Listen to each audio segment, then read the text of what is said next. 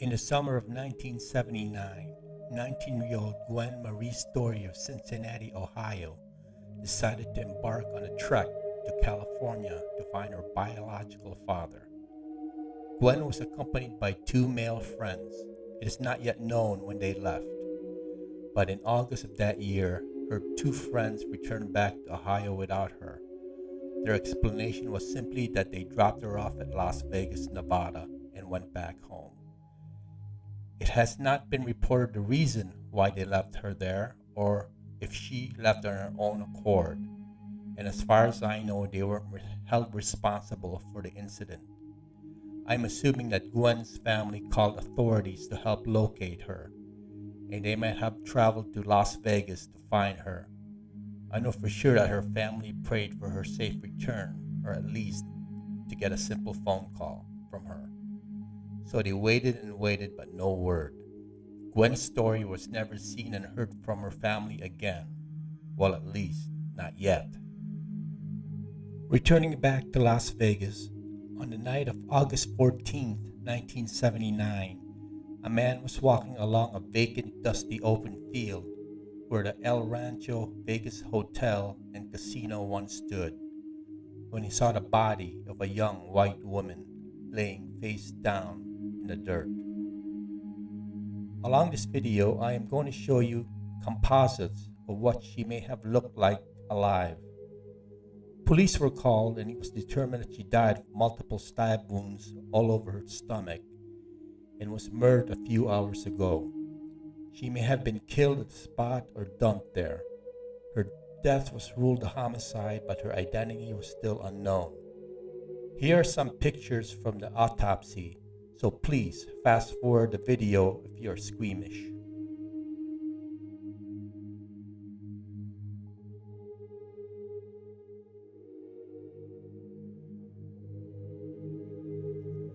She was found partially clothed, and there was no evidence of a sexual assault.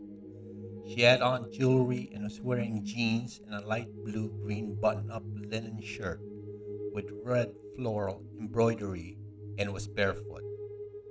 The Jane Doe was severely intoxicated when she was killed, with a blood alcohol level of 0.238.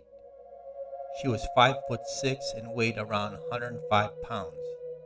She had brown wavy hair and had well manicured nails with red nail polish on hands and feet. But the strangest detail of them all is that she had no teeth. She was wearing dentures, although the upper dentures were the only ones found. She was suspected to be between 18 to 24 years of age, quite unusual for a woman at that age to be wearing dentures. She was dubbed Sahara Sue Doe because her body was found near Sahara Avenue and Las Vegas Boulevard, and she has been unidentified for nearly 44 years until 2023, when DNA research provided by Texas-based Othram Labs provided the public her true identity. But I'll talk about that later. Before she was killed, Sahara Sue was seen by locals, and it was rumored that she lived in a nearby trailer park and may have worked at a Holiday Inn or a motel. Sahara Sue may have used the names Shauna or Shauna. These accounts will prove to be false later on. Hours before she was brutally stabbed, she was spotted at a liquor store with an unidentified white mustached man with brown hair, around 27 years old and a medium build. There is no proof that he killed her, but he is the prime suspect in this case. Police are still searching for this man. You may have figured out by now that Sahara Sue's true identity is Gwenn Marie Story. Othram scientists successfully developed a DNA extract to help identify her, and on December 2023, her name was made public. Now that we know who she is, the mystery deepens to what unfortunate circumstances led to her demise. The facts on this case are still fresh, and the police have a lot of clues to work with. Primarily, her two male companions, who are thought to be still alive, need to be found and questioned.